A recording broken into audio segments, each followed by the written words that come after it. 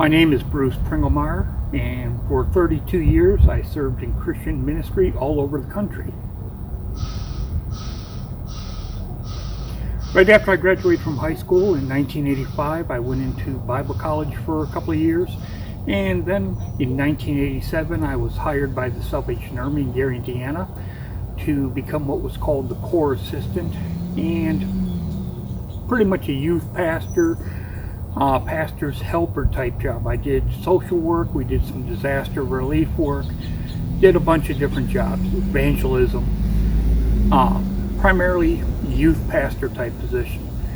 I was there for 2 years. In '89 I helped some Salvation Armies in the Chicagoland area. I was hired by Janesville, Wisconsin Salvation Army for a while, and then I went to San Francisco where I served at a men's harbor light, a men's halfway house for the Salvation Army, doing as their live-in chaplain. After that I moved back to Dearborn Heights, going there to take care of my grandparents, my maternal grandparents. I was there for a number of years, and in 1997 I moved down to the Conway, Arkansas area to be closer to my mom and stepfather. There I worked with a number of churches around.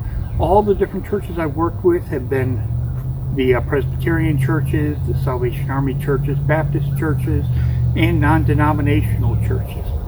I've also worked with some street ministries, some homeless shelters. I helped organize and start a Christian coffee house ministry in Janesville, Wisconsin. Worked with a homeless shelter there. Worked with for 5 years with a Christian homeless shelter here in Conway, Arkansas. I also worked from 1999 to 2001 as an officer with the Faulkner County Sheriff's Deputy, primarily working in the detention, but also working as one of their primary night booking officers. In 2001, I went to the Dallas-Fort Worth area, where for 2 years I worked at 2 different Christian children's homes, both of them as a live-in house parent for between 8 to 10 boys in a house. And I did this for 10 years. Great experience doing that. In 2003, my mom called me. I was working for Buckner Family Services in Dallas, in the Dallas, Texas area. My mom called me and asked me to come back to Conway to take care of her and my stepfather, who both their healths were on the decline. So I moved back in 2003, moved in with my parents, and I became the caretaker for both of them. I suffered a massive heart attack on Father's Day 2004, which ended up with me having open heart surgery, and I've had a number of surgeries since. As a resulting of that, I've also had some damage done to my left leg, lower left leg, where I have about 75% loss of the left leg usage. I was declared fully disabled, and I receive a $1,000 disability check each month. I continue to take care of my parents as the sole caretaker. My father passed away in 2007 at the age of 80. From that time I was the sole caretaker for my mom, and she started suffering from Alzheimer's and dementia. In 2014, she lost all of her toes on both feet and was pretty much an invalid in chairs. She could not walk. All this time I was the sole caretaker for my mother. The rest of the family had deserted and abandoned her and abused her. So I was doing this on myself while suffering from my disabilities.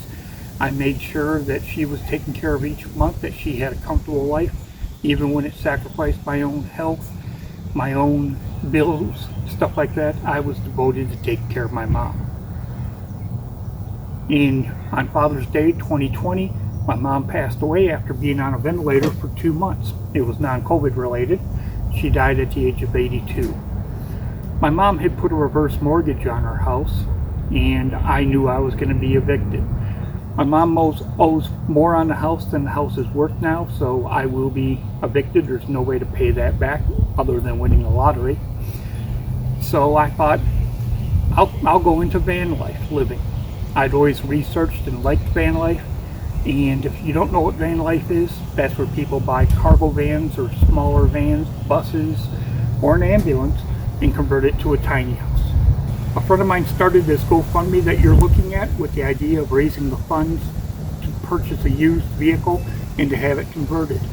In November of 2020, I found on Facebook Marketplace this ambulance. It was being sold by a veteran of the Air Force. He had been in the Air Force for 24 years, and I took faith on his word. I wasn't able to go check it out myself due to my disability and also the funds of getting to where it was. So I bought it sight unseen, taking his word as a veteran. Once we got it back, we found that there were some issues that were not listed. First of all, and this is not the fault of the seller, I'm 6'4". The inside of the cab is too short for me. It's also a medium rig, so it's a little bit too high for me to get in with my damaged leg. And the same thing with the driver's seat. And I decided to put it up for sale and try to get a cargo van. In April 2021, a gentleman drove down from Tulsa, Oklahoma. He was a diesel mechanic. He wanted to look at the ambulance to buy it as a possible food truck. He went through and he seemed to like what he saw, and then he opened up the hood. We took the cap of the radiator off, and diesel gas came spewing out. He did some research and found that the seller had misled on his advertising. It was not mint condition engine with less than 10,000 miles rebuilt. We did some in-depth research and found that there is no documentation that support that fact. So I've lost my entire life savings and the GoFundMe up to that time on this rig, which I cannot sell. We are trying to sell it now, but that puts me back to ground zero. I'm being evicted.